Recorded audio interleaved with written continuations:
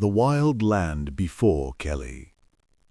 Long before Ned Kelly's name was whispered across the camps of the Australian bush, the colony itself was a land of harsh beauty and deep injustice. The sun scorched the plains of Victoria, where the gum trees stood like silent witnesses to both hope and hardship. This was mid-19th century Australia, a world still raw and untamed, carved by men and women who had come seeking freedom but found only struggle.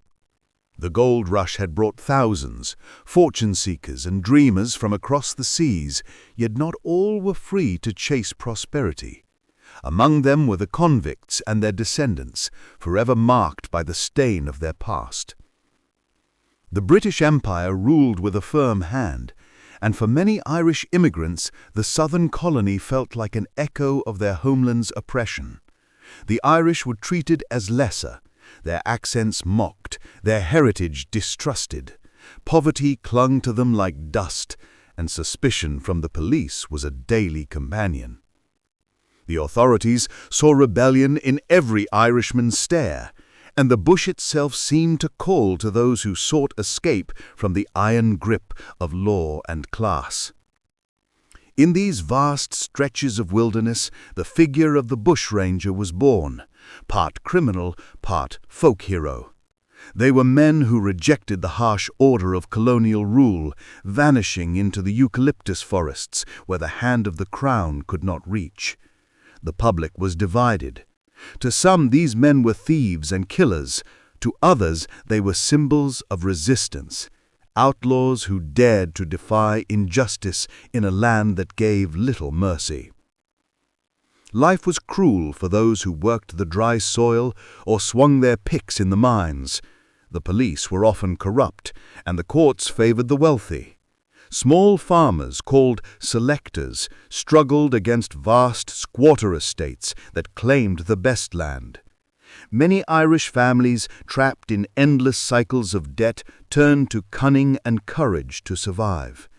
When livestock went missing or fences were cut, it was always the poor who were blamed first. The resentment grew year by year until it burned like the summer heat.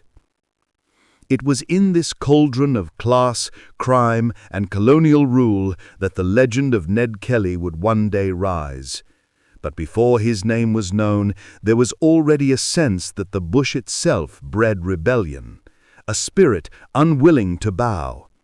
The early bushrangers, men like Ben Hall and Captain Thunderbolt, became the first to challenge authority with rifle and horse. Their deeds spread through rumor and song, turning crime into myth and myth into national identity. The settlers' huts and goldfields carried whispers of freedom, freedom not granted by empire, but seized by those who dared. The land was both a prison and a promise. For every man who broke the law, there was another who quietly cheered him on. Among the eucalyptus and red dust, a belief was forming, that justice did not always come from the courtroom, but from one's own hands. By the time Edward Kelly was born, the bush was already heavy with stories of resistance. The soil he walked as a child had been soaked in both sweat and blood. Every gust of wind that rustled the leaves carried echoes of those who had fled the chains of empire. In that rugged, sunburnt land, the line between right and wrong had already begun to blur. The Australia that raised Ned Kelly was not yet a nation, it was a restless frontier. The laws were strict, but the people were wild. Authority was something distant, often cruel, and frequently unjust. And in the hearts of the poor Irish settlers, the seeds of rebellion were already sown. The world that would make Ned Kelly was not black and white. It was a land of grey, of hardship and pride, of crime and conscience, of men who would rather die on their feet than live on their knees. The bush was their refuge, and in its shadows the legend of a young man from Beveridge was waiting to be born. The Boy from Beveridge. Edward Kelly was born in the small township of Beveridge, north of Melbourne, in the year 1854. It was a rough and simple place then, a scattering of huts, paddocks, and scrubland where settlers struggled against the hard Australian earth. Ned was the third child of John "Red" Kelly and Ellen Quinn, both of Irish descent. His father, Red, had been transported from Ireland as a convict for stealing pigs, a petty crime in desperate times. Like so many of his countrymen, he carried with him a bitterness toward British authority and a longing for dignity in a world that refused to give it. Red Kelly was a man of contradictions, gentle with his children, but quick-tempered when drink took hold. He worked the land with tired hands, hoping to build a life free from the shame of his past. But the colony was no place of easy redemption. Land was scarce, drought was common, and the police watched ex-convicts like hawks. Ned's mother, Ellen, was made of sterner stuff. Strong-willed, sharp-tongued, and fiercely protective, she was the spine of the Kelly household. She would outlive her husband, face down the police, and raise her children amid poverty and prejudice. The Kellys were poor, but their home was alive with laughter and Irish pride. They spoke of freedom, of standing tall against injustice, and of never letting the crown grind you down. Young Ned grew up listening to those stories, tales of heroes who defied kings, rebels who fought for their people, and outlaws who lived by honor.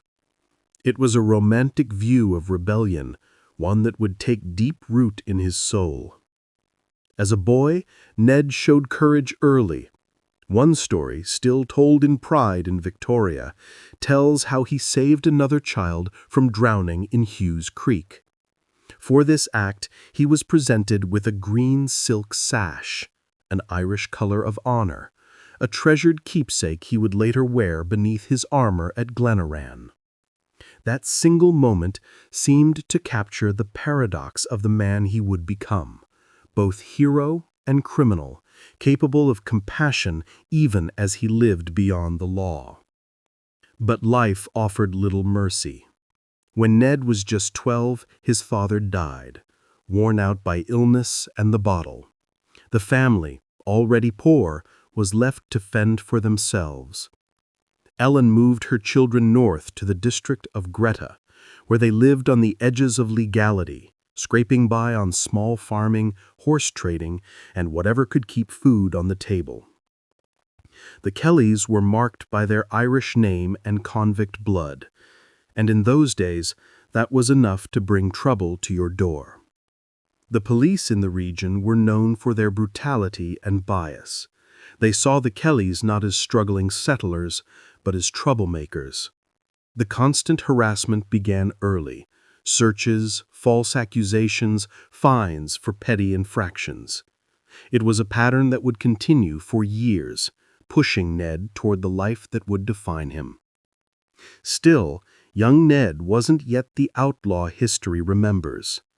He was a boy of promise, brave and proud, admired by neighbors for his skill with horses and his sharp mind. He worked for local farmers and was said to be polite and hard-working. But the stain of poverty and prejudice followed him everywhere. In the colonial world, one's birth was destiny, and for a poor Irish boy, destiny often meant the gallows or the bush. It was during these years that Ned first learned the rules of survival, not from law books, but from the land itself. He could ride like the wind, track through thick scrub, and find water where others would perish. The bush became his teacher, his friend, and eventually his hiding place. He also learned that justice was a game played by the powerful. The police had no love for the Kellys, and the courts were not designed for the poor. The Kelly children grew up fast. Dan, the youngest, idolized Ned. Together they would one day form the heart of the Kelly gang. Ellen's home became a gathering place for friends, family, and fellow Irish settlers, people who understood the bitterness of living under a system that saw them as lesser. They spoke of land, of pride, and of revenge. Ned listened, learning not only survival, but defiance. And yet, despite the hard life, there was laughter too. Evenings of fiddle music, bush yarns, and the smell of stew on the fire. The Kellys lived with a fierce sense of loyalty to one another. Family came before else. When the world outside turned hostile, they turned inward, binding themselves together with love and stubborn pride. In the small community of Greta, the name Kelly began to carry weight. To some, they were good-hearted folk done wrong by the system. To others, especially the police, they were a clan of thieves and liars. Both images would follow Ned all his life. By the time he reached his teenage years, Ned Kelly was already standing taller than most men. Broad-shouldered, quick with his fists, and bold in speech, he carried himself like someone who refused to be beaten. He had not yet turned outlaw, but the fire was there, the defiance that would one day ignite an empire's attention. He could have been anything, a farmer, a drover, a man of quiet means, but fate had other plans. The world he was born into had already drawn the battle lines. The police and the poor, the squatters and the selectors, the English and the Irish, all locked in a slow, grinding war for dignity. And somewhere in that dusty, divided land, a boy from Beveridge was learning what it meant to fight back. The legend of Ned Kelly had not yet begun, but the boy who would wear the iron mask was already learning that the world would never give him justice freely. He would have to take it. Trouble with the law. By the time Ned Kelly reached his teenage years, the rough world of colonial Victoria had already begun to shape him. He had learned to ride like the wind, to shoot straight, and to think for himself. But no skill could shield him from the suspicion that hung over every poor Irish family. In the eyes of the police, the Kellys were trouble before they had even done a thing wrong. And when a lawman decided you were guilty, that was often enough to make it so. The first time Ned was taken in by the police, he was barely 14 years old. He was accused of assaulting a Chinese man named Ah Fook. The details were murky: a scuffle, an insult, a misunderstanding. But the court found the young Kelly guilty. He was sentenced to serve time, though the punishment was soon dismissed. Still, the damage was done.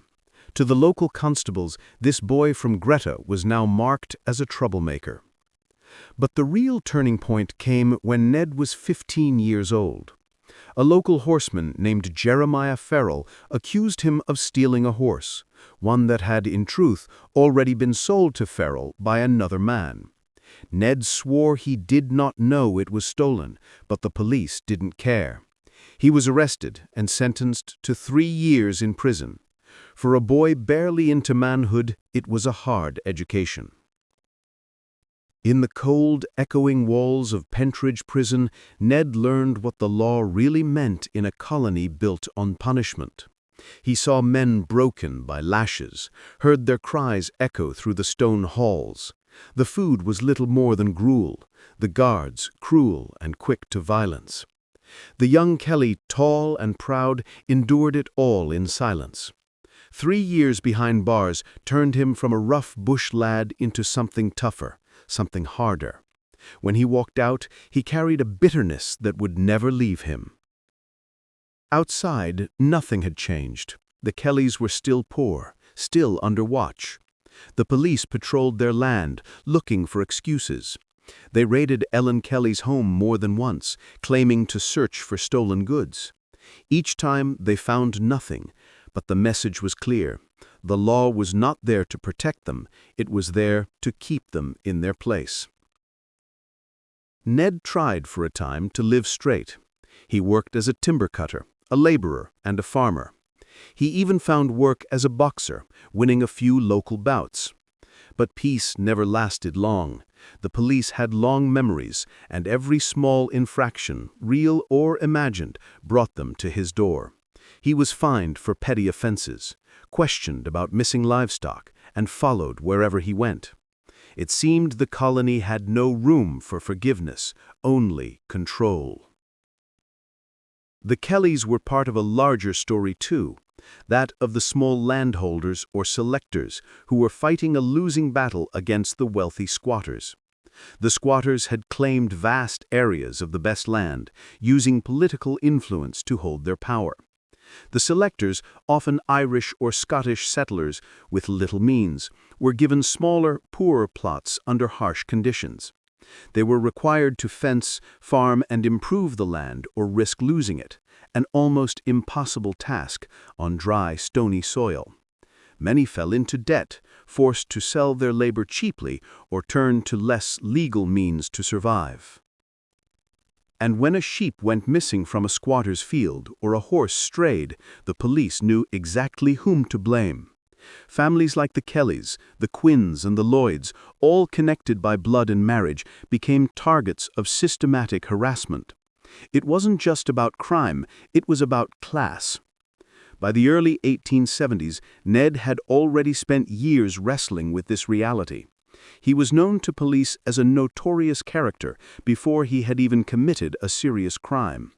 But the real fire was yet to come. It would take one encounter, one insult to set the path he could never leave. There was something about Ned that frightened the authorities, his defiance, his refusal to bow.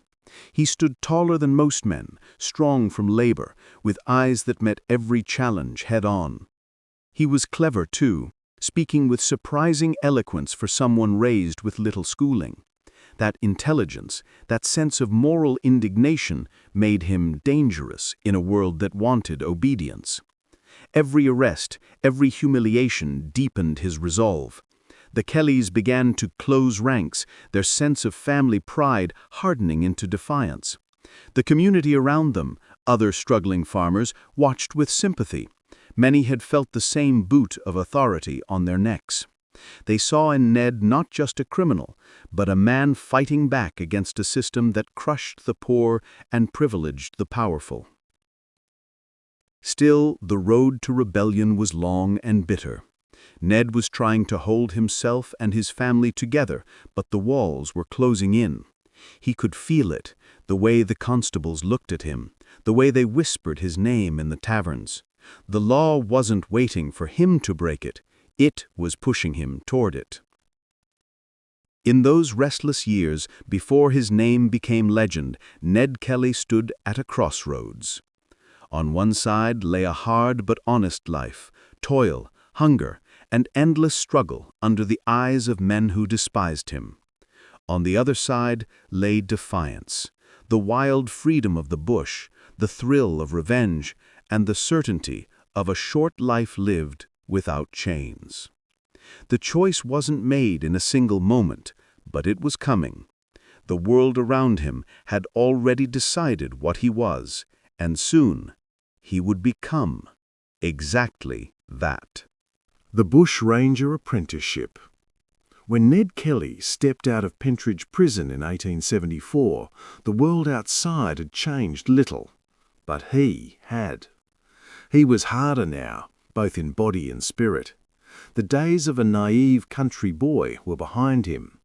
The months of chain and confinement had stripped away any lingering faith in justice. The law had made him an enemy, and he was beginning to accept the role. Yet the transformation from a wronged young man into the most famous outlaw in Australian history still required one more teacher, a man already known across the colony as both rogue and legend, Harry Power. Harry Power was an old bushranger, a wiry man with a quick tongue and a sharper mind.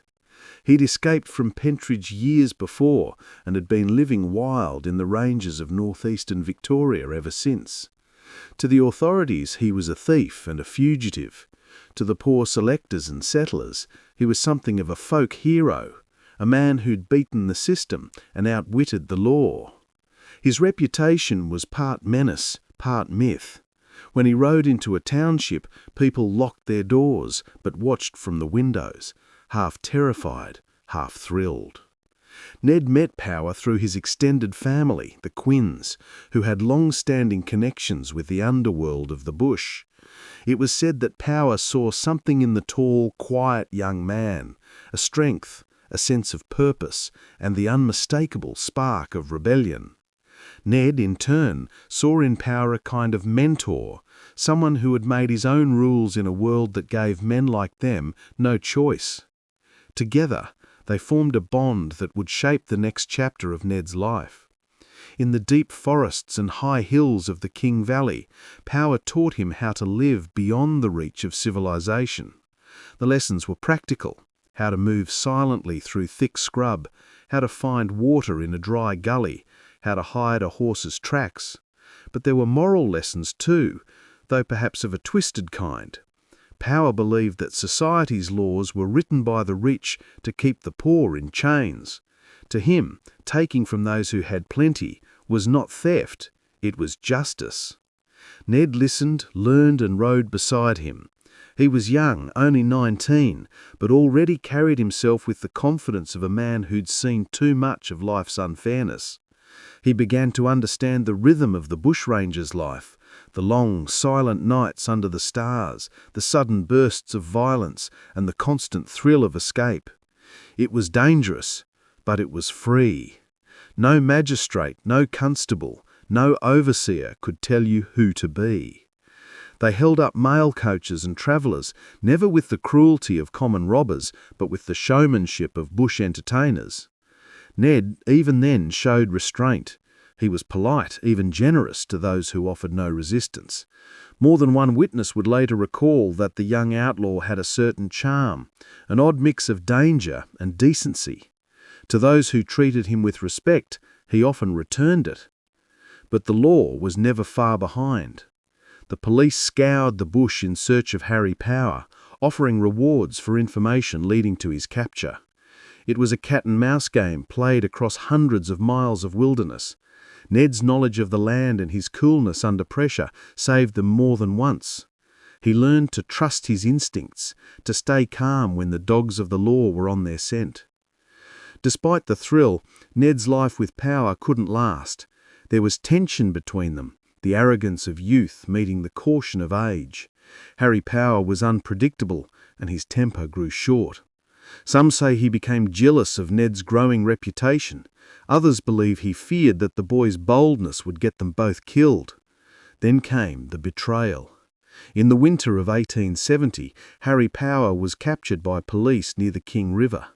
The newspapers celebrated his arrest, and whispers spread that a young Kelly had informed on him. To this day, historians debate the truth.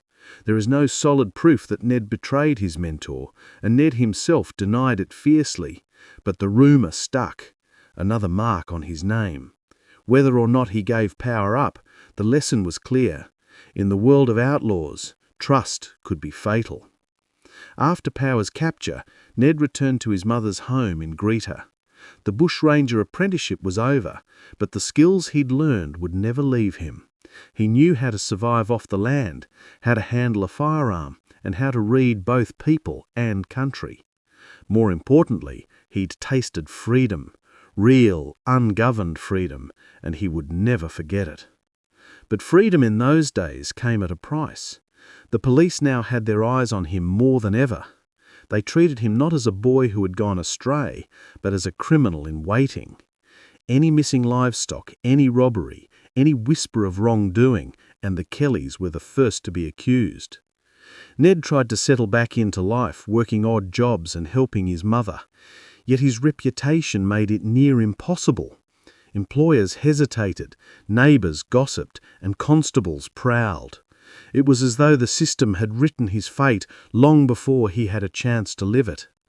He might have left the bushranger's path behind, but the bushranger's world had already claimed him.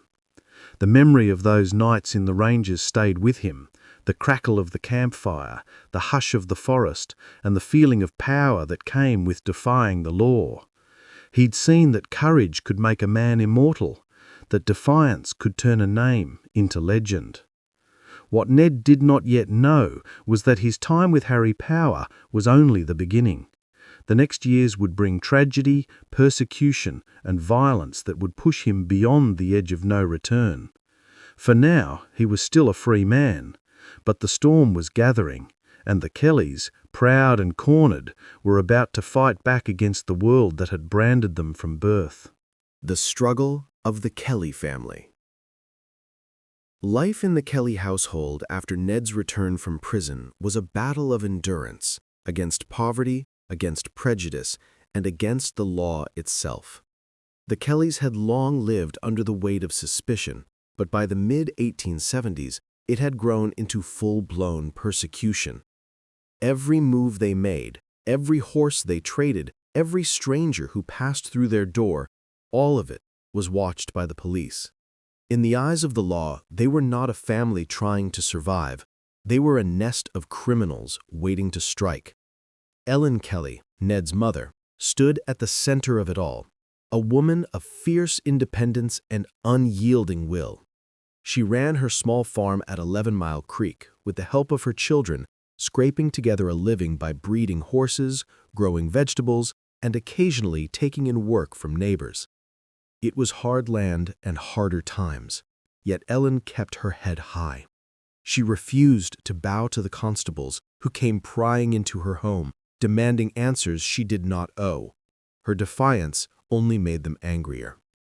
The relationship between the Kellys and the police of northeastern Victoria was poisoned beyond repair. Constables like Alexander Fitzpatrick, Flood, and Hall saw the family as the heart of a wider network of Irish selectors and ex-convicts, what they called the Greta mob. To them, the Kellys represented everything that threatened the colonial order: rebellion, poverty, and pride. The raids became routine. Police would arrive without warrant, search the house, overturn furniture, insult Ellen, and frighten the younger children. They rarely found anything, but that was never the point. The raids were a message: you are beneath us. Ned, now in his 20s, could not stand it. He had tried, in his own way, to live a quiet life. He had worked as a shearer, a laborer, a bushworker. But each honest step forward was met by another boot from the law. The more he tried to be a man of peace, the more the colony reminded him of his place. It was during this time that his resentment hardened into conviction. He began to believe that justice, as defined by the British Empire, was a lie. His younger brother, Dan Kelly, was growing into his own kind of defiance, fiery, impulsive, and full of admiration for Ned. The bond between the brothers was unbreakable. They were joined by a circle of loyal friends and cousins: Joe Byrne, intelligent and cunning; Steve Hart, restless and brave; and Aaron Sherritt, whose friendship would later end in betrayal. These young men, drawn from the same hard soil, shared a sense of injustice and a hunger for freedom. They were tired of bowing their heads. The tension in Greta was thick as the summer heat. Every selector family knew the feeling of being watched, of hearing hoofbeats at night and wondering if the police had come again. Some of them began to see the Kellys not as criminals but as defenders, people who dared to stand up against a system that crushed them all. The Kellys became symbols of defiance, even as their enemies painted them as a clan of thieves. Yet, despite the hardship, there were moments of light. Evenings at the Kelly home were filled with song and laughter, the smell of damper baking over the fire, the children playing in the dust.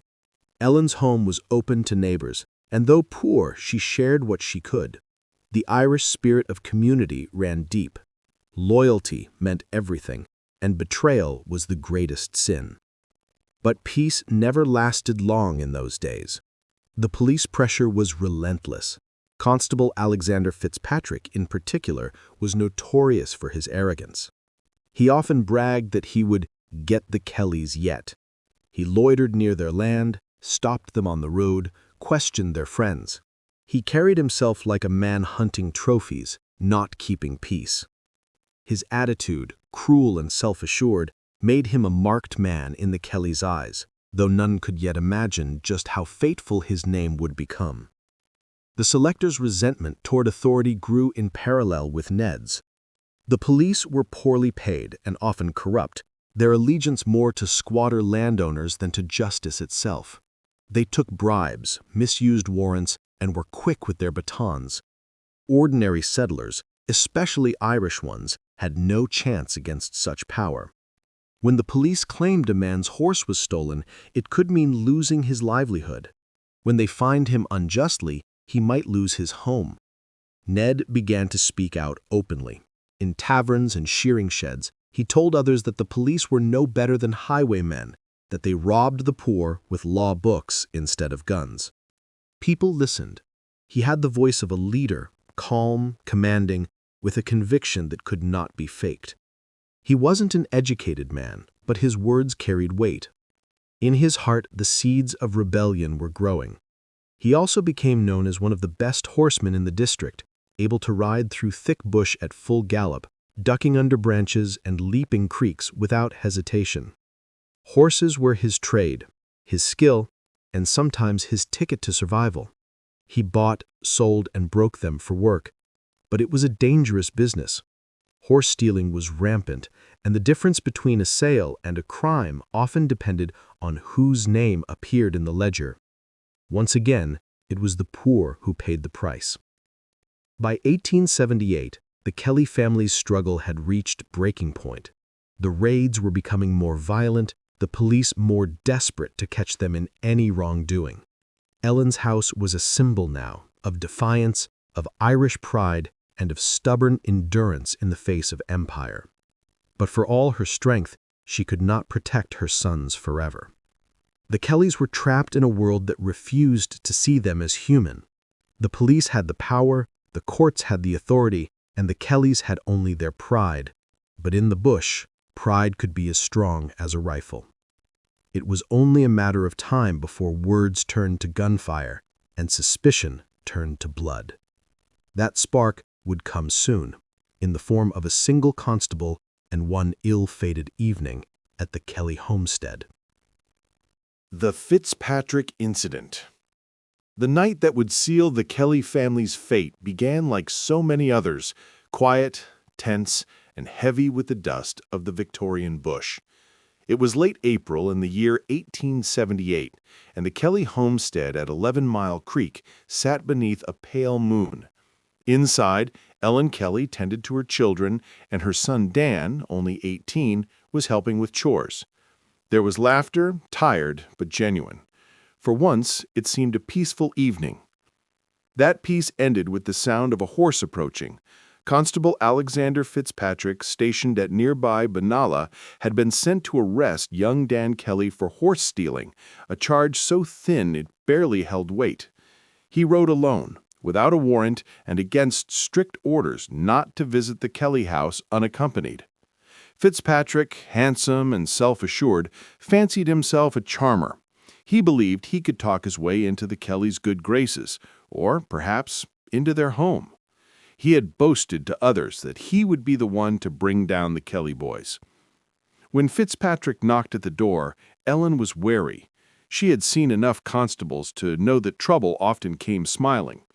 He said he only wanted to speak to Dan, to sort things out quietly. Dan, cautious but unarmed, stepped forward.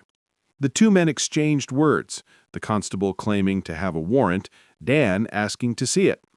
Fitzpatrick had none. Voices rose. The tension of years hung in the air, the distrust of generations ready to explode. Accounts of what happened next vary wildly, twisted by time and bias. Fitzpatrick's official report claimed that Ned Kelly burst into the room and shot him in the wrist, that Ellen struck him with a shovel, and that the family held him hostage before letting him go. The Kelly family's version was very different. Ned wasn't even there. He was miles away working at a friend's property in the King Valley. According to Ellen, Fitzpatrick became aggressive, even attempting to touch one of her daughters inappropriately.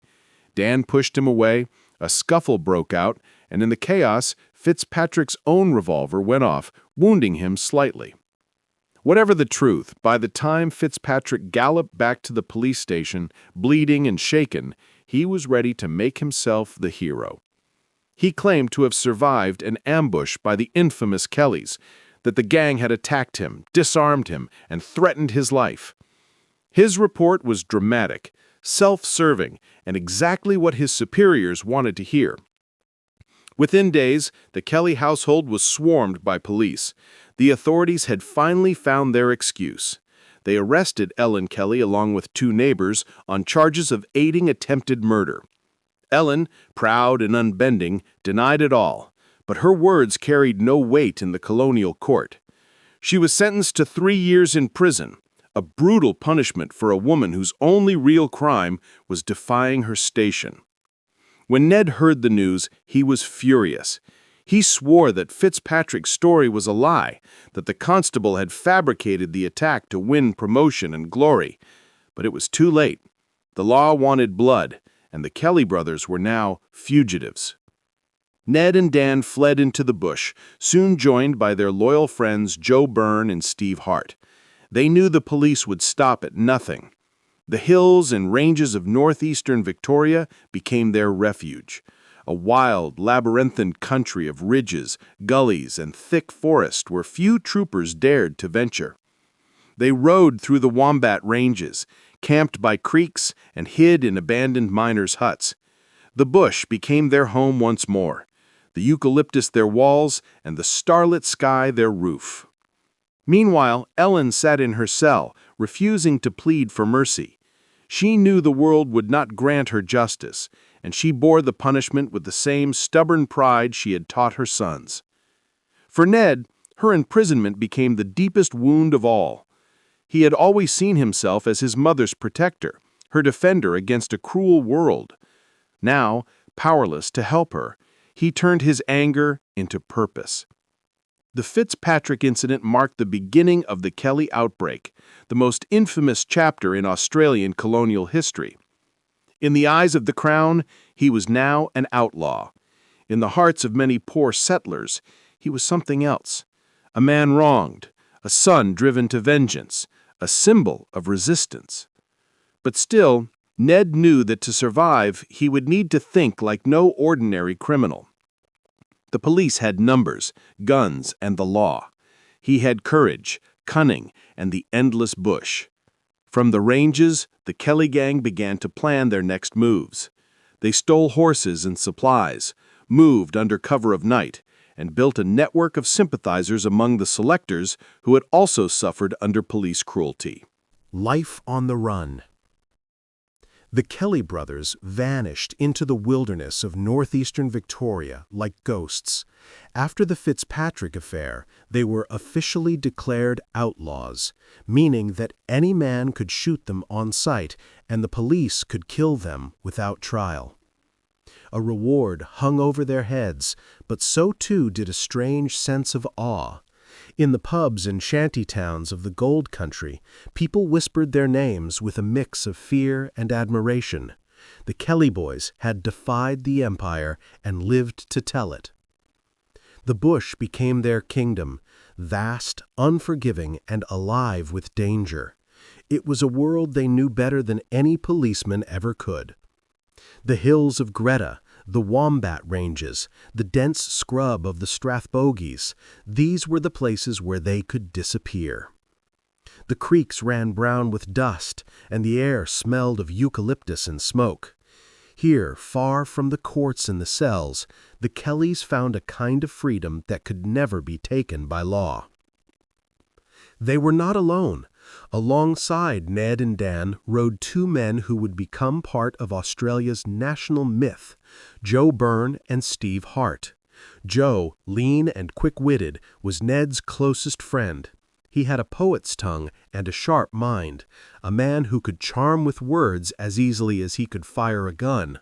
Steve Hart, the youngest of the 4, was brash, daring, and loyal to the end. Together, they were a brotherhood forged in injustice and bound by survival. The Kelly gang was born. Their early months on the run were a strange mixture of fear and exhilaration. They lived rough, sleeping under bark shelters, cooking kangaroo over campfires, and washing in icy creeks. Food was scarce, so they hunted or relied on sympathizers, the poor selectors who slipped them bread, tea, or tobacco in quiet acts of rebellion. These families saw the gang not as villains, but as folk heroes. Many of them had suffered the same cruelty from police raids, the same humiliation in court. To them, the Kellys were fighting back for them all. The police, however, were relentless. Search parties rode day and night, scouring the ranges. The authorities established special forces known as the Kelly Pursuers, led by officers hungry for glory. But the bush was no friend to city men in starched uniforms. They got lost, fell ill, and returned empty-handed, cursing the wilderness and the cunning of the outlaws. Ned used the land as his ally. He knew every track, every hidden gully, every creek crossing that could swallow a horse whole. He rode like the wind, his favorite mare, Music, carrying him through dense scrub where no trooper dared to follow. He moved camp constantly, using scouts to send word of police movements. The gang communicated through a web of sympathizers stretching from Benalla to Beechworth, farmers, blacksmiths, and laborers who risked everything to help them. Life in the bush tested their spirits as much as their endurance. The nights were long and cold, filled with the eerie cries of curlews and the wind sighing through the gums. The men told stories to keep their courage, tales of Ireland, of rebellion, of old heroes who had stood against tyranny. Around those fires, Ned's dream began to shape. He was not content merely to survive. He wanted to strike back, to prove that the Kelly name could stand for something greater than the slurs written in police ledgers. He often spoke of his mother, imprisoned because of Fitzpatrick's lies. Her suffering haunted him. "If my mother dies in jail, then by God there'll be a price paid."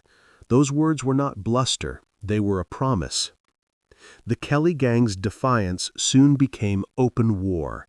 They stole horses and weapons, not out of greed but necessity. Every rifle was a shield against a world that wanted them dead. They practiced their shooting daily, turning the bush into a makeshift training ground. Ned, ever the tactician, drilled the men on how to ride and fight together, how to move silently through the scrub. They were not just fugitives, they were an army, small but determined. Despite their growing notoriety, they remained disciplined. Ned forbade cruelty and needless violence. When they raided homesteads, they paid for what they took or left receipts, promising repayment once justice was served. Some settlers even laughed, calling them the gentlemen bushrangers. Yet the authorities saw only danger. Each act of defiance drew tighter the noose around their necks. The newspapers painted them as monsters, robbers, murderers, and anarchists bent on chaos. But out in the bush, among the struggling farmers and miners, a different story was told. Children played Kelly gang in the dust, pretending to outwit troopers. Men raised their glasses to Ned's name, saying he had done what they all wished they could, stand up to the cruel machinery of colonial power. Still, the pressure mounted. Every lawman in Victoria was now on alert. The government posted rewards for information leading to their capture, £200 at first, then £500, then £1,000. It was a fortune, enough to tempt betrayal. Ned knew it, and trust became rare. Only a few, like Joe Burns' family and the Quinns, remained steadfast. By late 1878, the tension had reached its breaking point. The Kellys could not remain hidden forever, and the police were closing in. Word reached the gang that a group of troopers was camping near Stringbark Creek in the Wombat Ranges, hunting for them. Ned knew what that meant. The time for running was over. He gathered his men by the fire one last time. "If we don't stand now, they'll hunt us like dogs till we're dead. Better to meet them straight on." The gang nodded. They were tired, hungry, and angry, but united. The bush was silent that night, as if holding its breath for what was to come. In the morning, the four men saddled their horses, checked their rifles, and rode toward Stringbark Creek, unaware that the coming hours would make them either murderers or martyrs, depending on who told the story. The Euroa robbery. The bloodshed at Stringybark Creek had changed everything. What began as an act of survival, an ambush born of fear and fury, ended with the deaths of 3 policemen. Whether it was self-defense or murder, the colony did not care. The Kelly gang was now officially branded as killers. Posters with their faces, crudely drawn and widely circulated, hung on every post and in every police office across Victoria. Rewards rose to staggering sums, and the government declared the 4 men outlaws, meaning that anyone could shoot them dead on sight. No trial, no mercy, no questions. Yet even in infamy, Ned Kelly refused to run forever. If the law wanted him to be an outlaw, he would become one on his own terms, bold, theatrical, and unforgettable. And so began a new chapter in the story, one that would astonish the colonies and turn the name Kelly into legend. In December of the year 1878, word began to spread quietly through the small township of Euroa. It was a peaceful farming town, surrounded by golden paddocks and railway lines, the sort of place where life followed a steady rhythm, until, one summer morning, the Kelly gang decided to pay it a visit. Before the robbery itself, the gang executed their plan with precision that shocked the authorities later. They began by taking control of the Faithful Creek Station, a large homestead just outside Euroa. Posing as friendly travelers, they arrived on horseback, polite and calm. The owner, a man named Younghusband, was soon held at gunpoint, not roughly, but firmly. "We mean no harm, so long as you do as we say," Ned told him. Within an hour, the Kellys had rounded up every station worker and traveler who happened to pass by, locking them in a storage room. There were more than 20 hostages by midday. Remarkably, most would later testify that the outlaws treated them with decency, offering food, tea, and even conversation. Ned kept them calm with his charm and composure. He spoke of justice, of corruption in the police, of how his family had been wronged. Some of the captives listened in silence. Others, secretly, found themselves agreeing. After securing the homestead, the gang moved to the real prize, the National Bank of Australasia in Euroa. Just before closing time, they rode into town dressed like respectable stockmen, rifles hidden beneath their coats. Joe Byrne and Steve Hart dismounted first, entering the bank with steady steps. Ned followed, his broad shoulders filling the doorway. "Gentlemen," he said coolly to the startled tellers, "this is not a robbery, it is the taking back of what's been stolen from honest men." The bank staff were too shocked to resist.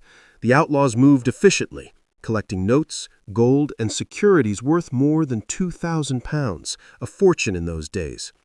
Ned insisted on seeing the manager's ledger and even left a written record of what they had taken, as if to mock the very idea of law. He demanded that no one be harmed, and when one clerk trembled in fear, Ned reassured him, saying, "You'll lose nothing but your company's gold. No man here shall be hurt." The gang then returned to Faithful Creek Station, where their hostages had spent the day playing cards, eating sandwiches, and nervously joking about being part of history. Before leaving, Ned gathered everyone together and made a speech. He denounced the police for their brutality and the government for their greed. He swore that the Kellys were not murderers, but men driven to rebellion by oppression. Several witnesses later recalled being moved by his words, though others saw only arrogance. As night fell, the gang disappeared into the bush as silently as they had come. When the hostages were finally freed and the alarm raised, Euroa was in uproar, not because of violence or bloodshed, but because the impossible had happened. 4 wanted men had just robbed a bank in broad daylight, held dozens of people captive, and vanished without a trace. The newspapers went wild. The Melbourne Argus called it an outrage upon civil order, while smaller colonial papers could not help but admire the audacity. Public opinion split sharply down the middle. To some, the Kellys were monsters, thieves, and killers. To others, they were the Bush's answer to tyranny, rebels who had struck a blow against a corrupt system and humiliated the establishment. The police were furious. Every officer in Victoria was ordered to join the manhunt. Squads were dispatched into the ranges with bloodhounds, maps, and rifles. But once again, the gang was gone, swallowed by the wilderness that had become their armor. They hid in the dense scrub near the Warby Ranges, aided by locals who fed and sheltered them at great personal risk. To betray the Kellys was to betray your neighbors, and few dared to try. The Euroa robbery became more than just a crime. It was a message. Ned Kelly had proven that he could strike at the heart of the colonial order and walk away untouched. He had made the police look like fools, and he had done it with a strange, unsettling mix of politeness and defiance that made it impossible to dismiss him as a mere criminal. In the weeks that followed, the government doubled the reward on their heads. Troopers were stationed in every small town across northern Victoria. Informers were promised money and pardon, but still, the Kelly gang eluded capture. Their names filled tavern songs and campfire stories. They had become phantoms, symbols of resistance, riding through the mists of the Australian bush. But even as Ned basked in his growing fame, he knew that it could not last. Every victory made the next encounter more dangerous. The law would not stop. The question was no longer if they would face it again, but when and how far they were willing to go to defend their freedom. The answer would come soon. In a dusty New South Wales town called Geraldiri, where Ned Kelly would not only rob another bank, but also leave behind the words that defined his legend, his manifesto, his justification, his soul, written in ink and fire. Geraldiri and the Kelly Manifesto. By early February of the year 1879, the Kelly gang had been ghosts in the bush for months, hunted, hated, and hailed in equal measure. The Euroa robbery had turned them into something larger than life, symbols of defiance, living myths riding the wild edge of law and legend. Yet for Ned Kelly, the time for silent rebellion had passed. He wanted to speak, not through rumor, but in his own words, to tell the world why he had become an outlaw and what had driven him to fight. That chance came in the small town of Geraldiri, just across the border in New South Wales. It was a quiet farming settlement, sleepy and sun-drenched, with a single main street, a post office, and, most importantly, a branch of the Bank of New South Wales. Geraldiri was far enough from the Victorian border that the local police didn't expect an attack, and that was exactly what made it perfect. The plan was pure Kelly brilliance, bold, calculated, and theatrical. On a warm Sunday evening, the gang rode quietly into town dressed as respectable horsemen. Their faces were calm, their rifles hidden. They went first to the local police station, where two constables, Sergeant Devine and Constable Richards, were caught completely by surprise. Without a single shot fired, the Kellys disarmed them, locked them in their own cells, and took possession of the police quarters. For the next 2 days, the Kelly gang became the police of Geraldiri. They slept in the barracks, cooked breakfast in the kitchen, and greeted townsfolk at the door. Ned even donned a policeman's hat, greeting visitors with a cheerful, "Good day, all quiet in Geraldiri?" The town went about its business, unaware that their lawmen were tied up in the back room and that outlaws now ran the place. When Monday morning came, the gang made their move. They cut the telegraph wires to isolate the town, then rode straight to the Bank of New South Wales. Ned led the charge, confident, unhurried, his long beard and piercing eyes commanding instant attention. As at Euroa, he kept his manners.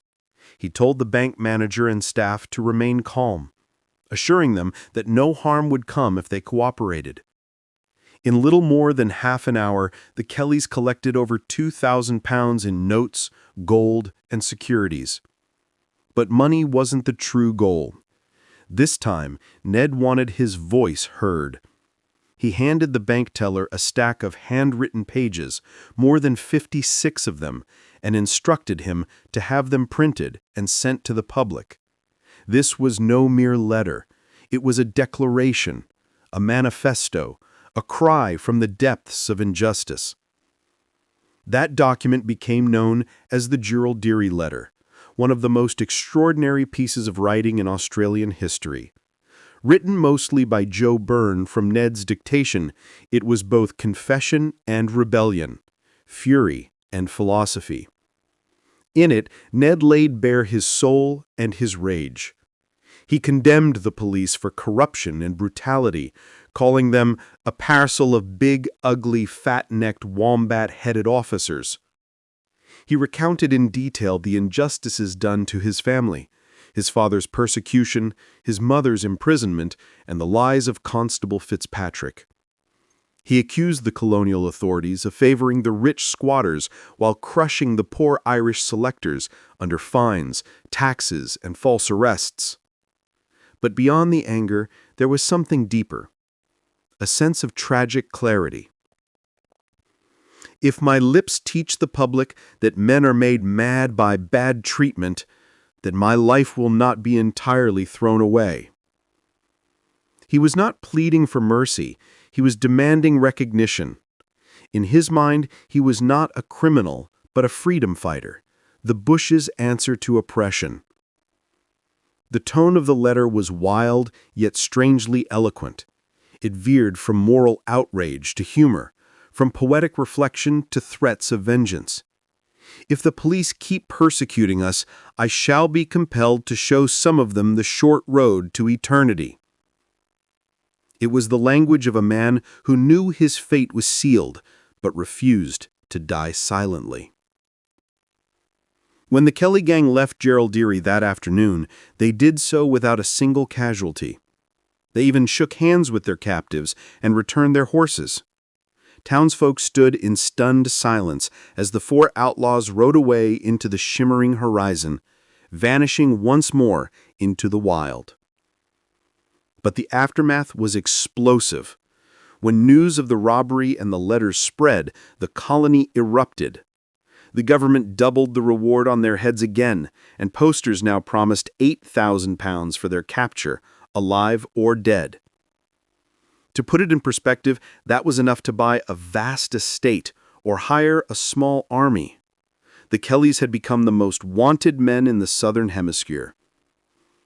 Yet the Gerald-Deary letter also had another effect, one that the government could not control. Among the poor settlers, the Irish communities, and the disenfranchised laborers, Ned's words struck a chord. He had said aloud what many whispered in their hearts, that the system was rigged, that the police were corrupt, and that the powerful ruled through fear. The Kellys' legend grew larger than ever. Songs were written, stories spread. Some called him Saint Ned of the Bush. Others called him a murderer in a hero's disguise. But everyone agreed on one thing. He had become the voice of a rebellion that went beyond guns and gold. Still, the victory at Gerald-Deary came with a price. The net was tightening. The Kelly gang sympathizers were being arrested and interrogated. Their movements were restricted and their supply lines cut. The colonial government even passed a special Outlaw Act, making it a crime to give them food, shelter, or even information. Families who had once helped them now faced ruin if caught. The Kelly gang retreated deeper into the ranges, hunted by hundreds of armed men. The bush, once their sanctuary, was turning into a prison. Yet Ned's spirit remained unbroken. He had spoken his truth, and now he was ready to act upon it. He told his men that if the law would not listen to reason, they would have to make their stand. not as fugitives, but as soldiers in their own war. And so, in the quiet months that followed, Gerald Deary, while the world called them ghosts, the Kellys began their most audacious plan yet, one that would require steel, courage, and fire. They would forge the armor. Life in hiding. After the daring raid at Geraldary, the Kelly gang vanished once more into the wild. But this time, their disappearance was not a triumph, it was survival. The colonial government had declared open season on them. Every police camp, every garrison, and every town crier in Victoria carried their names. £8,000 hung over their heads, an unimaginable sum, and with it came hunters of every kind. Troopers, bounty seekers, even neighbors who once shared bread began to wonder if betrayal was worth the risk. Yet the Kellys were not alone. Beneath the surface of colonial society, in the rough huts of selectors and miners, there lived an invisible network. Ordinary men and women who quietly defied the law to keep the gang alive. They were known later as the sympathizers, though the authorities called them traitors. They brought food, ammunition, and horses to secret camps. They passed messages across miles of scrub through code and whisper. To help the Kellys was to risk prison or worse, but many did it anyway. In their eyes, Ned Kelly had become something more than a man. He was the symbol of every poor settler who had been cheated by power, every Irish soul who still carried rebellion in their blood. The gang built hideouts deep in the ranges, rugged country between Beechworth, Greta, and the King River. These were places few outsiders could reach. One was a small camp known as Bullock Creek, hidden among thick wattle trees and sheer cliffs. Another lay high in the Strathbogie Ranges, where mist rolled over the peaks like smoke. Here they hunted wallaby, snared possums, and boiled tea in blackened billy cans. The life was hard and often hungry, but it was free. The law could not touch them there. By day they lived like shadows, always listening, always moving. By night the bush came alive with stories and firelight. Around the campfire, Joe Byrne would write poems and songs, his mind sharp with whiskey and imagination. Steve Hart, the youngest, joked and sang to lift their spirits. Dan Kelly remained close to his brother, his loyalty fierce, but his nerves often raw. And Ned, always calm, always thinking, stared into the flames, planning. It was during this time that Ned began to dream of something greater than mere survival. He no longer wanted to just evade capture. He wanted to strike a blow so powerful that it would shake the foundations of colonial rule. He spoke of creating a Republic of Northeastern Victoria, a free land for selectors built on fairness and equality. Whether this plan was real or merely dreamt beside the fire is debated to this day, but those who knew him said Ned truly believed it. In his heart, he was no longer a criminal. He was a revolutionary. Still, the months of hiding took their toll. The endless watching, the hunger, the cold, it wore on even the strongest spirit. Joe Byrne suffered from illness, perhaps brought on by exposure and poor food. Steve Hart grew restless, yearning for the comforts of town life. The gang's supplies dwindled. Friends were arrested, and sympathizers were beaten or imprisoned by the police, desperate to choke off their lifeline. One night, when a message came that more raids were being planned against their supporters, Ned clenched his fists and swore vengeance. If they make war on the innocent, then we shall make war on them. And so he began to prepare. The Kellys had always been resourceful, but now they became craftsmen. From old plowshares and iron plates, they began to forge something extraordinary. Makeshift suits of armor that could deflect bullets. It was Joe Byrne who first suggested it, half in jest, recalling tales of medieval knights. Ned took the idea seriously. They gathered scrap metal from farms and blacksmith sheds, heating it over open fires and hammering it into shape. The sound of clanging iron echoed through the bush as night after night they worked.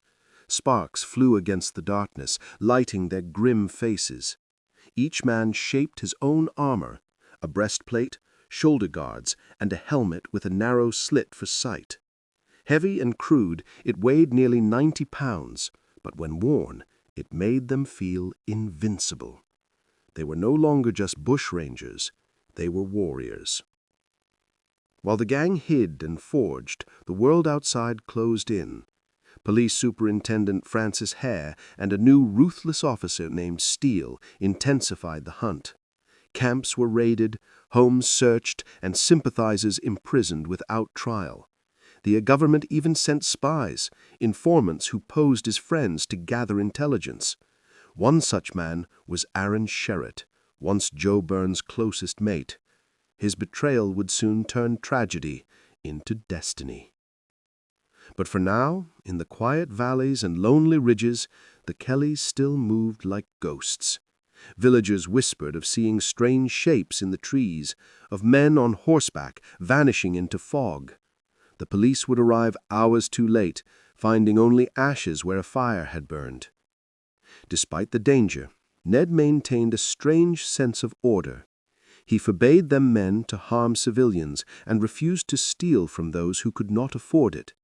When a poor farmer once caught them taking supplies, Ned paid him double from their hidden funds. He said, "We're not thieves. We're fighting for justice." The legend deepened. To some, they were devils in steel. To others, they were heroes in disguise. Newspapers printed wild tales that the gang was building an army, that they could turn invisible, that their armor made them immune to bullets. Fear and fascination spread in equal measure. But Ned knew the truth. They were men, not myths, and their time was running out. The police were tightening the noose, and the betrayal of one friend would soon expose them all. As the winter of 1880 approached, the gang's isolation grew unbearable. Food was short, nerves were fraying, and the pressure of constant pursuit hung like a weight around their necks. Still, Ned's resolution never faltered. He believed that destiny had chosen him to stand against the Empire, to make one final stand that would echo across history. And that stand was coming. At Glenrowan. The Iron Armor. In the cold shadows of the northeastern ranges, Ned Kelly's dream of defiance took shape not in words, but in iron. The bush echoed with the clanging of hammers, the hiss of heated metal, and the determined rhythm of rebellion. Here, hidden among the ghost gums and granite ridges, 4 hunted men forged their legacy, not just weapons, but symbols of defiance that would one day gleam in the pages of Australian history. The idea for the armor had begun as a wild notion, half jest, half inspiration. Joe Byrne, the poet of the gang, had joked that if the police were going to keep firing lead at them, they might as well wear iron like medieval knights. Ned had not laughed. He stared into the fire that night, his green eyes reflecting the flames. "Aye," he said softly, "then we'll give them something they've never seen before. Let the Empire shoot at ghosts." From that moment, the plan became obsession. They scavenged old plowshares, blacksmith scraps, and pieces of broken farm machinery from sympathetic settlers. The metal was thick and heavy, not easily worked. With no forge but their campfire, and no tools but bush hammers and grit, the men began to shape destiny by hand. Ned, always the leader, oversaw the designs. Each suit would protect the chest, shoulders, and head, the most vulnerable parts of a man in battle. The helmets were the hardest to make, hammered from thick iron sheets, each slit for vision so narrow it turned the world into a tunnel. The finished pieces weighed nearly 90 pounds. When worn, they transformed the gang into something both terrifying and magnificent.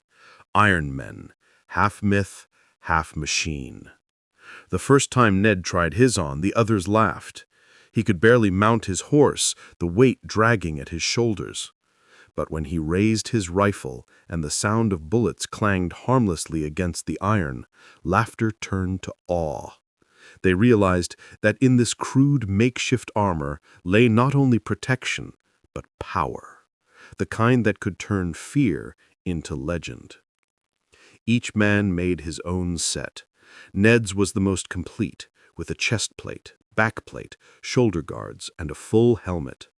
Joe Burns was lighter, forged for movement. Steve Hart's and Dan Kelly's were rougher, but no less menacing. Together the four suits gleamed dully in the flickering firelight, like the relics of some lost age of bush warriors. For months, they tested and refined their creations. They practiced moving in them, shooting in them, even fighting in them. The armor was unwieldy, but it gave them something greater than physical defense. It gave them psychological dominance. Ned understood that warfare was as much about perception as power. If the police saw 4 bulletproof men riding out of the mist, their courage might break before their guns could fire. The gang's morale surged. Even as the world closed in around them, they felt unstoppable. But beyond the clang of metal and the dreams of rebellion, darker shadows were gathering. The police had found a way to strike at their hearts, not through force, but through betrayal. Aaron Sherritt, once Joe Burns' closest friend, had become an informant.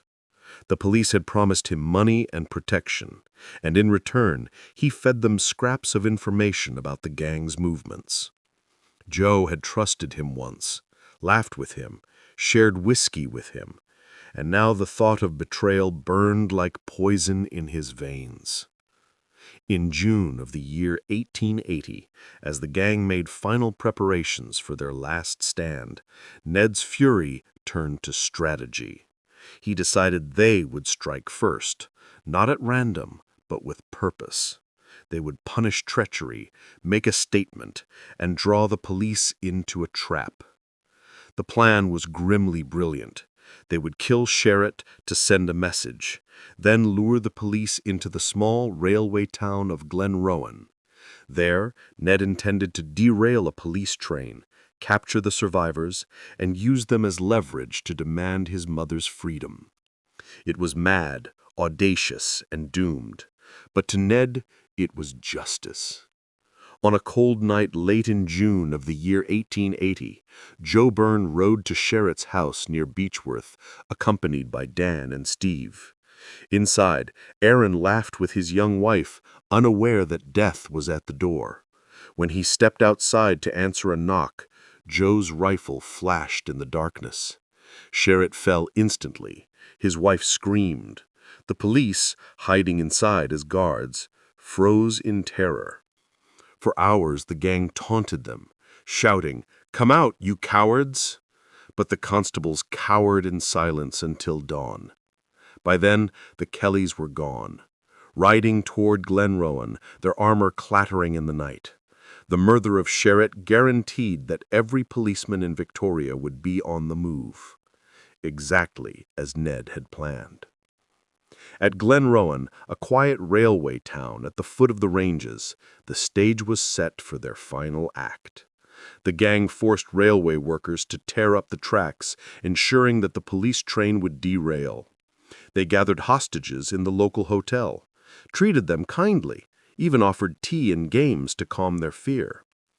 The locals later said the gang seemed strangely calm, as if they already knew their fate. As they waited for the train, Ned's iron armor stood by the firelight, gleaming, smoking, and ready. He paced the floor like a general before battle. His words to his men were steady but somber. He said, "This is it. If we are to fall, we'll fall as free men. Let them see what justice looks like when the law has none. And so the scene was set. 4 ironclad rebels against an empire. The world would soon witness the siege at Glenrowan, a battle that would echo through Australian history for generations to come. The Kelly gang believed the armor would make them invincible. They were wrong. But in that belief, they found something rarer than immortality. They found legend. Glenrowan, the last stand. The small Victorian township of Glenrowan lay still beneath a winter moon, its railway tracks gleaming faintly in the frost. On the night of the 27th of June in the year 1880, the Kelly gang, Ned, Dan, Joe Byrne, and Steve Hart, arrived there to set in motion the final act of their rebellion. They had ridden through darkness and rain, their crude iron armor packed on their horses, the metal cold and heavy as destiny itself. What began as a dream of justice was about to end in fire. The plan was daring, even by Ned's audacious standards. The gang would sabotage the railway line to derail the special police train rushing north from Melbourne.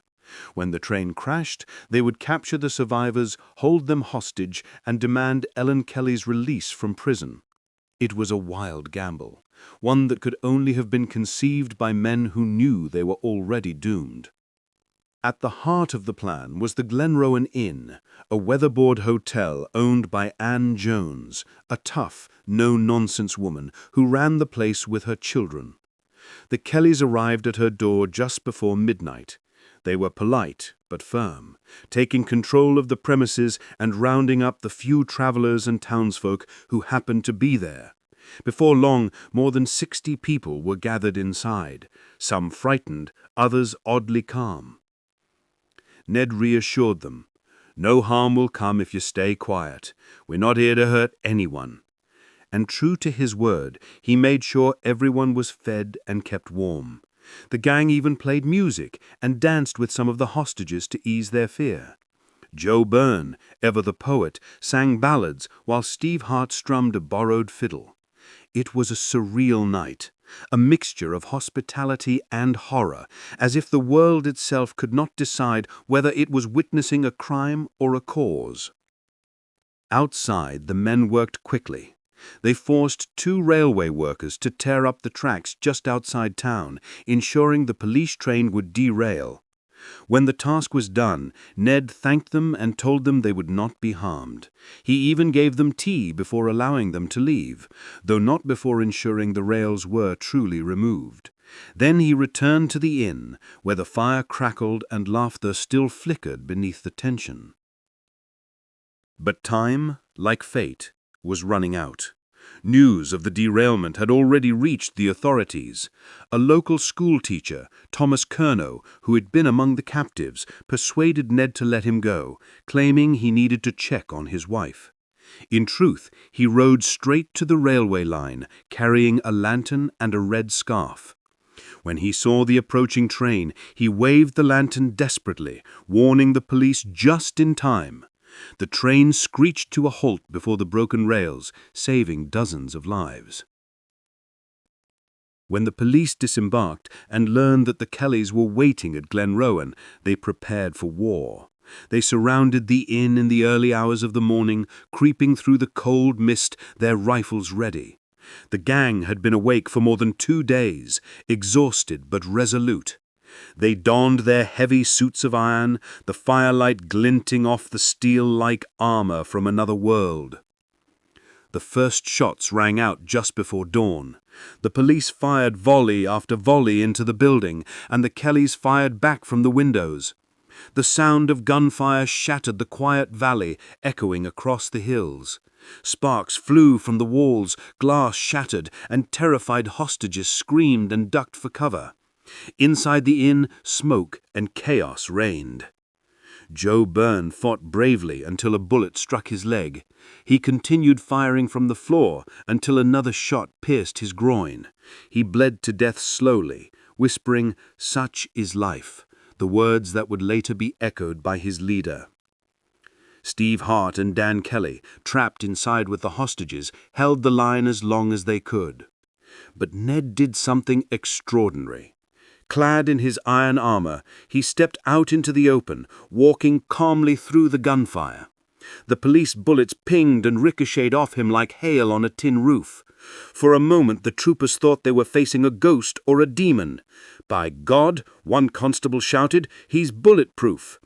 Ned advanced slowly, firing his revolver, the morning fog swirling around his armored figure like smoke from a furnace.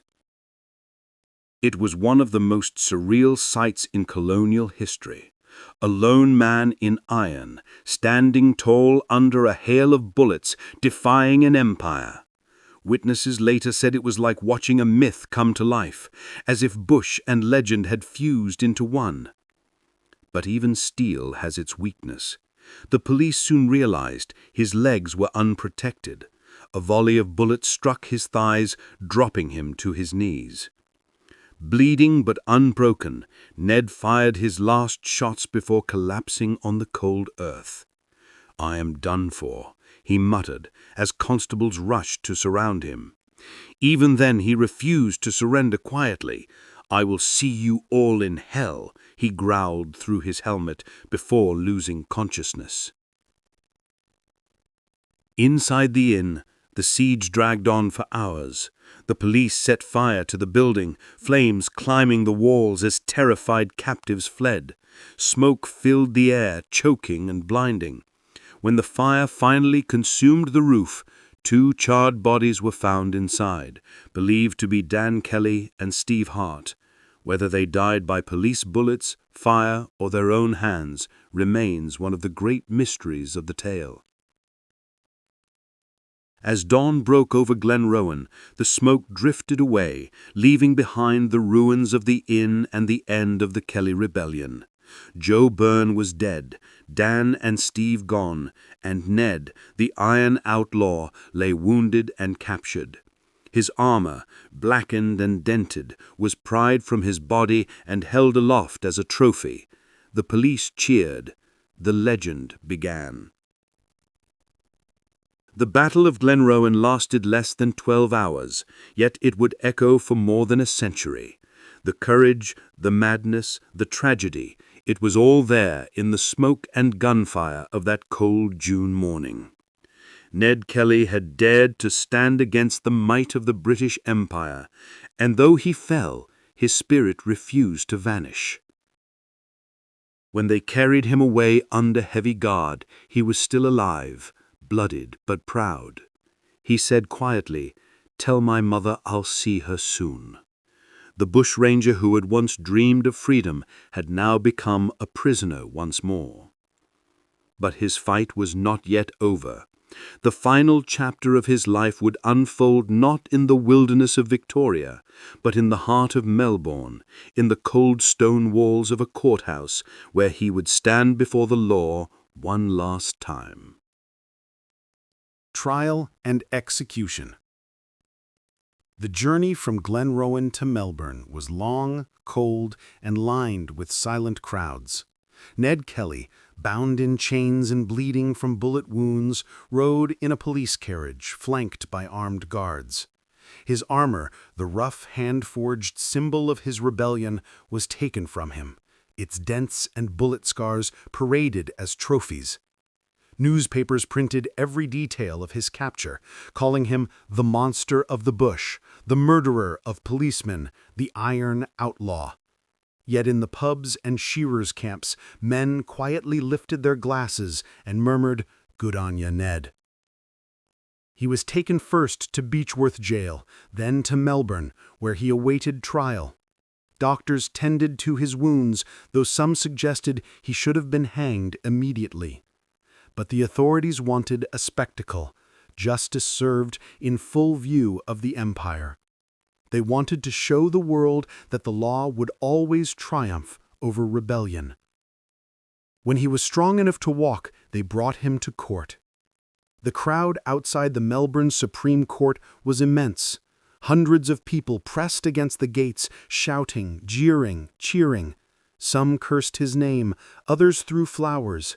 Among them were mothers holding children on their shoulders, miners with dirt still in their hands, and old Irish settlers who whispered prayers under their breath. For all of them, Ned Kelly was more than a man. He was a symbol of courage, of defiance, or of chaos, depending on who you asked. Inside the courtroom, the atmosphere was thick with tension. The presiding judge was Sir Redmond Barry, the same man who had once sentenced Ned's mother, Ellen Kelly, to prison. It was a cruel twist of fate, or perhaps, Ned thought grimly, destiny. The courtroom was stifling, filled with the murmur of journalists and the clicking of pens. The young outlaw stood in the dock, pale but unflinching, his beard trimmed, his gaze steady. The charges were clear: murder of Constable Thomas Lonigan at Stringbark Creek. The prosecution painted him as a merciless killer, the ringleader of a gang of murderers and thieves. Witness after witness described his crimes, the robberies, the hold-ups, the siege at Glenrowan. They called him a monster who had terrorized the colony. When Ned spoke in his own defense, his voice was calm, deliberate, and hauntingly eloquent. He said, "If my life teaches the public that men are made bad by injustice, then I will be content to be classed as a villain." He did not deny killing Lonigan, but claimed it was done in self-defense, that the police had fired first, and that he had no choice. His words were not those of a madman, but of a man who believed utterly in his own cause. Throughout the trial, he faced his enemies with defiance. When one constable gave false testimony, Ned interrupted him sharply. "That is a lie, and you know it." The crowd murmured approval before the judge struck his gavel. Despite his composure, the outcome was inevitable. The government could not afford mercy. Ned Kelly was found guilty and sentenced to death by hanging. When Judge Barry delivered the verdict, Ned's face remained unreadable. "May God have mercy on your soul," the judge said. He paused, then replied quietly, "I will see you there, where I go."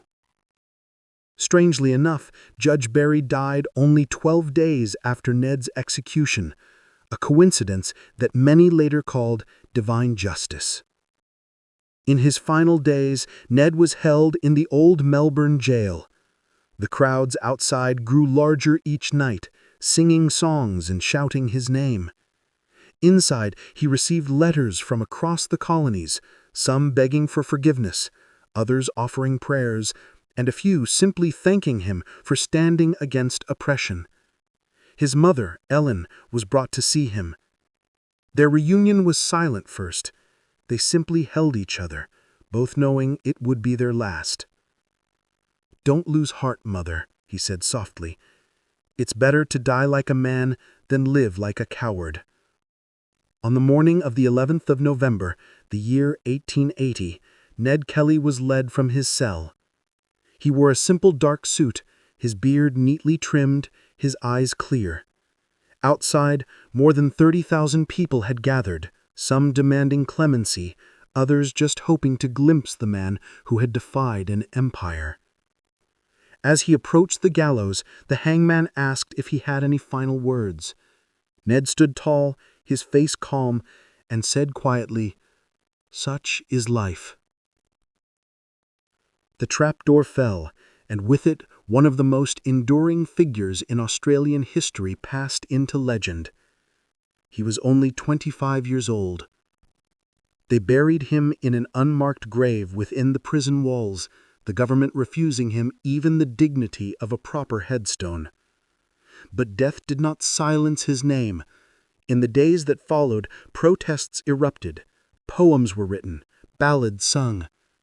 The people argued not about his guilt, which was certain, but about his meaning. Was he a murderer or a martyr? A villain or a victim of a cruel system? Even his enemies could not deny his courage. Reporters who had once called him a brute now wrote of his composure, his strange nobility. The very law that hanged him had, in its victory, created its greatest legend. Years later, visitors to the Melbourne jail would stop at the spot where he was hanged, standing in silence before a simple plaque that read only, "Edward Ned Kelly, executed November 11th, 1880. And even now, more than a century later, Australians still argue about him, the bushranger who wore iron and defied the crown, who robbed banks and preached justice, who died young but never truly fell. Ned Kelly's body was taken by the earth, but his ghost remained, riding somewhere through the long dry plains of history, forever pursued, forever unbroken. The legend grows. When the news tightened around Ned Kelly's neck that November morning of 1880, it might have seemed to the government that the story was over, that the rebellion had been crushed, the outlaws silenced, and the colony restored to order. But history has a curious way of defying authority.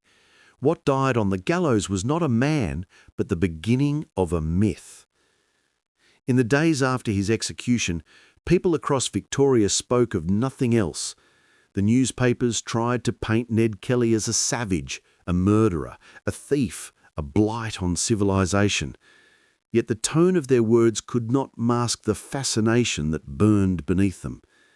For every reader who cursed his name, another saw in him something deeply Australian, a stubborn refusal to bow, a fierce loyalty to family, and a willingness to stand against impossible odds. Songs were sung in the pubs and on the goldfields, rough ballads passed from one miner to another, celebrating bold Ned Kelly and his gang. Street poets recited verses about the boy from Beveridge who had faced the empire with nothing but courage and iron. Children played Kelly and Troopers in dusty lanes, mimicking the clang of gunfire and shouting, "Such is life," before tumbling to the ground in laughter. The legend had taken root in the people's hearts, untamed and unstoppable. The government, uneasy with this growing admiration, tried to suppress it. They banned songs that praised him and censored stories that portrayed him kindly. But the more they tried to bury his memory, the deeper it grew. The Irish settlers, especially, saw in Ned the spirit of their own struggle against tyranny. He became, in their eyes, a colonial Robin Hood, flawed, reckless, but pure in defiance. As years passed, storytellers reshaped his image again and again. Some remembered him as a folk hero, a bush knight who fought for justice against a corrupt system. Others insisted he was a murderer, driven by rage and pride. Between these two extremes, the truth blurred and shimmered like a mirage in the summer heat. By the turn of the 20th century, Ned Kelly's legend had spread far beyond the small valleys of northeastern Victoria. His life became the subject of plays, books, and eventually films. In 1900, just over a quarter of a century after his death, Australia produced one of the world's first feature-length films, The Story of the Kelly Gang. It ran for more than an hour, astonishing audiences who had never seen moving pictures of such scope. The film depicted Ned as both hero and rebel, its rough flickering images capturing the raw energy of the bush and the violence of his final stand. From then on, Ned Kelly belonged not just to history, but to art. Painters, writers, and musicians found in him an eternal muse. Sidney Nolan's series of paintings in the mid-20th century turned the Iron Mask into a symbol of the Australian psyche, bold, haunted, and untamed. Poets wrote of him as the embodiment of the outback spirit, that strange mix of courage, rebellion, and loneliness that seemed to define the nation itself. Even politicians could not ignore him. Some condemned the public's fascination, calling it a glorification of crime. Others, more perceptive, recognized something deeper, that the legend of Ned Kelly was not about law-breaking, but about resistance. He had become a mirror reflecting Australia's struggle to define itself, torn between authority and independence, between empire and identity. For Ellen Kelly, the mother who had endured so much, her son's growing legend was both comfort and curse. She lived long enough to see plays written about him and to hear people call him a hero, though her heart still carried the ache of his loss. She never stopped defending him, never admitted he was wrong, and died believing her boy had been driven to rebellion by injustice, not wickedness. The armour itself, those crude, heavy plates hammered in the bush, became relics of near-religious significance. The police kept some pieces as trophies, others found their way into museums and private collections. Visitors would stand before them in awe, staring at the dents left by bullets, imagining the man who had stood beneath that weight of iron and fire. As decades rolled by, each generation rediscovered Ned Kelly anew. In times of political turmoil, he was remembered as a rebel who stood up to power. In more peaceful eras, he was dismissed as a criminal from a darker age. Yet somehow, his ghost endured, not in fear, but in fascination. Writers debated his morality. Was he a patriot or a murderer, a dreamer or a deluded fanatic? The answer seemed to change with the times. Perhaps that was his true power, to remain forever ambiguous, neither saint nor sinner, but something in between. And so the boy from Beveridge, the outlaw of Greta, the iron-clad rebel of Glenrowan, lived on in paintings, in songs, in the dry wind that whispered across the plains where he once rode. His legend became part of the national story, shaping how Australians saw themselves, defiant, self-reliant, unafraid to question authority. More than a century after his death, historians continue to unearth new details, letters, testimonies, hidden documents, but none of them can capture the full truth. For Ned Kelly was never just one man. He was the reflection of a land still finding its soul. And in that reflection, somewhere between truth and myth, between heroism and crime, the legend keeps growing, as eternal as the red dust of the bush itself. Hero or outlaw? Australia's reflection. More than 140 years after his death, Ned Kelly still rides through the heart of Australia, not in body, but in spirit. His story, woven from iron and blood, has outlasted empires, governments, and generations. Yet the question remains, was he a hero, or merely a criminal who learned to wear his defiance like armor? Every Australian seems to have an answer, and every answer says as much about the person as it does about the man. In him, people see whatever truth they seek: a rebel against tyranny, a murderer of policemen, a son fighting for his mother, or a symbol of the bush that will never be tamed. His name endures because it sits on the sharp edge of contradiction. To understand why Ned Kelly still matters, one must look beyond the gunfire and gallows.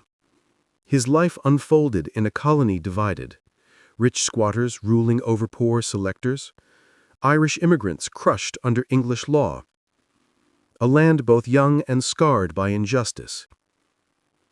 For the poor and the powerless, Ned Kelly's defiance was not madness, it was recognition. He had spoken the truth aloud, the one they had all felt but never dared to voice, that the system was rigged and that the law did not always serve justice. His story is also the story of Australia itself, a young nation born from rebellion and exile, shaped by convicts, dreamers, and outsiders. To this day, Australians take pride in the underdog, the battler who stands up to authority. Ned Kelly, for better or worse, became the first of them.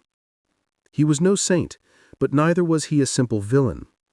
He was a man forged by the cruelty of his world, who fought back the only way he knew. Modern historians paint a more nuanced picture. They remind us that he killed, that his actions brought suffering, and that his vision of justice was often soaked in blood. Yet they also acknowledge that his rebellion forced the colony to confront itself, to question the fairness of its laws, the cruelty of its police, and the meaning of freedom in a land built on punishment. In this way, Ned Kelly's defiance planted a seed that would one day grow into the national conscience. The iron suit he wore at Glenrowan has long since rusted, its surface dulled with time. Yet people still queue to see it in museums, tourists, schoolchildren, dreamers, all staring through the glass at the weight of that defiance. Some see armor, others see a cage, but all feel the same strange pull, the sense that, in some way, this outlaw belongs to them. In art, in film, and in literature, Ned Kelly has been reborn countless times. He has been played as a romantic hero, a tortured soul, a cold-blooded killer, a prophet, a fool. And perhaps that is the secret to his endurance. He contains all of these truths at once. He is the shadow of our ideals and the mirror of our flaws. When Australians celebrate their rugged independence, their skepticism of authority, and their deep instinctive belief in fairness, they are, knowingly or not, echoing the ghost of Ned Kelly. His legend helped define what it means to be Australian, to stand tall in the face of injustice, even when the cost is ruin. And yet, there is tragedy in his legacy too. The boy who once saved a child from drowning, who wore a green sash for bravery, became a man who drowned in the consequences of his own defiance. His courage was real, but so was his violence. His fight for justice was pure in intent, but tainted in execution. He reminds us that rebellion, however noble, can burn the hands of those who wield it. Still, in the dry silence of the bush, beneath the wide southern sky, his name lingers like smoke. Towns bear his image, murals paint his armored figure against the horizon. His words, such is life, have become a kind of national refrain, half resignation, half pride. Was Ned Kelly a hero or an outlaw? Perhaps he was both. Perhaps he was neither. Maybe he was simply human, fierce, flawed, and unforgettable, shaped by a land as wild and unforgiving as himself. And maybe that is why, even now, when Australians speak of him, there's a flicker of something deeper than judgment in their voices, something like understanding. For in the end, Ned Kelly did what few men dared to do. He stood against the world as he found it. And though the world broke him, it could never truly silence him. His ghost rides still, through the dust and time, through the hearts of those who dream of freedom, whispering softly to all who dare to stand tall. Such is life.